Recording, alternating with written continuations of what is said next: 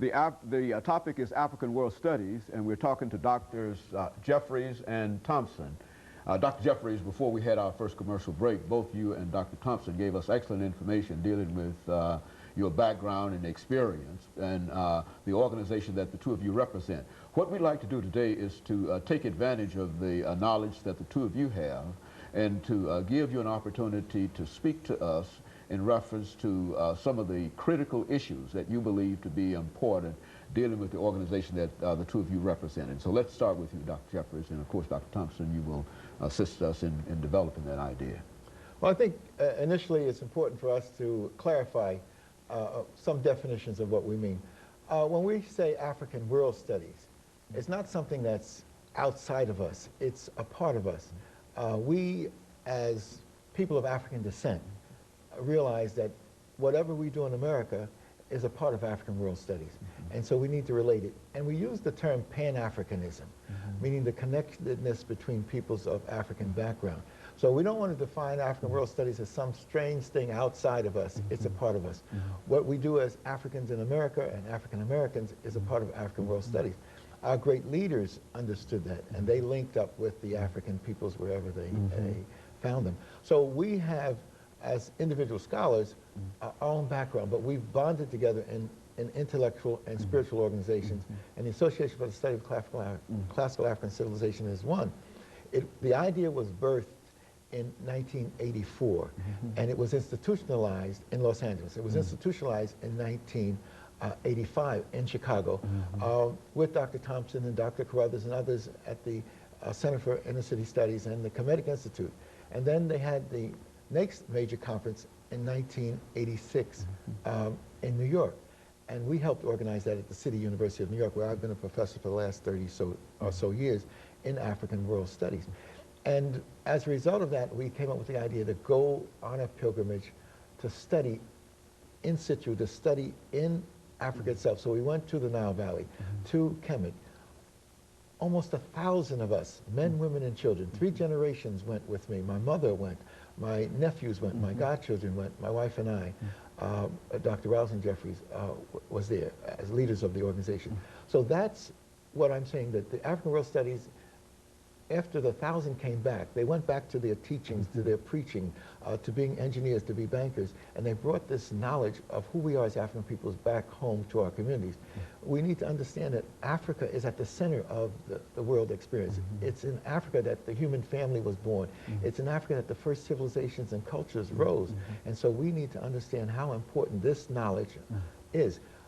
It was, at one time, believed that Africa was not a main part of human civilization, that Africans contributed nothing to civilization. We come to find out that the historical fact, the scientific facts are that Africa is the birthplace of the human family, and it's out of Africa that the first main flow of culture and civilization took place. The first writing systems, the first mathematics, the first cultural development, the first moral systems come out of African peoples.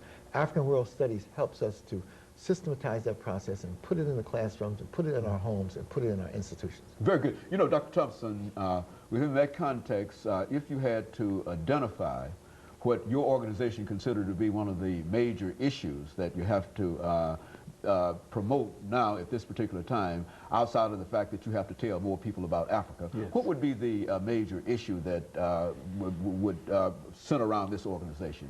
Well, for us, the major issue for us is to study what happened actually in the past. We call it historical memory. And if we go back as far as possible to the beginnings, most of the so-called ideas of civilization would start somewhere around rivers. The Nile River, the Indus, the Niger, the Limpopo, the Congo River. And so we've spent a considerable amount of time learning about Africa. And in so doing, we have found that as Europe seems to want to give us Greece as the center of the world and the giver of civilization, it seems to be just the opposite. Although for the European world, they see Greece as the center of everything. But now we find the Nile Valley to be the center. So we concentrate on learning the language, the ancient languages of the Nile, which some people call the hieroglyphs, we call it Medu Neche. In addition to studying those languages, we study the ancient histories before the coming of all other groups that tend to call themselves the founders of civilization. In addition to that, we've formed a structure as a result of what Dr. Jeffries just said. We now have a national organization that meets every year, every 4th or 5th year. We go overseas to have our conference. In addition to that, we have 5 regions. We have a Western region, a Midwestern region, a Southern region, an Eastern region, a Mid-Atlantic region. We have 4 commissions, one commission that deals with education, another one that deals with research, one that deals with the creative productions, and what's the other one I left out? So whatever, we have 4. And in addition to all of those things, we are research driven. We want to bring the history of African people down to our people, wherever we find our people. And as a result of that, then we'll understand who we are and why we are here and what our destinies will call for. Now, what has been, Dr. Jeffries, I'm not sure about how much time we have here before the end of this segment, but what would you suggest to the individuals today to become more involved in what the two of you are doing? Because it's certainly a great scholarly activity and et cetera, but how do you get people involved in what the two of you are doing today? Well, in order for people to have their full consciousness and their true development, they've got to study. And so I tell everybody I meet to study, to study, to study. And as a professor myself, I'm continuing to study. My wife and I both are seriously looking at and re-evaluating this whole flow of knowledge. We have to really thank those at Tennessee State University who allowed us to join them and to host this enormous activity. We have to control the development of our mind, and we cannot have this negative projection of our development imposed upon our people. If you do not have self-respect and self-understanding, you can't have true development. Whoever controls the images, remember this, whoever controls the images controls the self-esteem, the self-respect, and the self-development. Whoever controls the history controls the vision.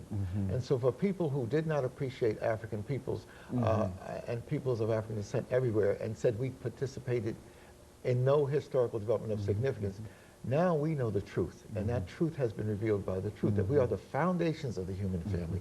We don't take a back seat to any other group, and that becomes important. That allows us to develop a sense of vision and purpose and direction so that we can move our people in the correct direction. And of course, Dr. Jeffries and Dr. Thompson, we're getting ready for our second commercial break.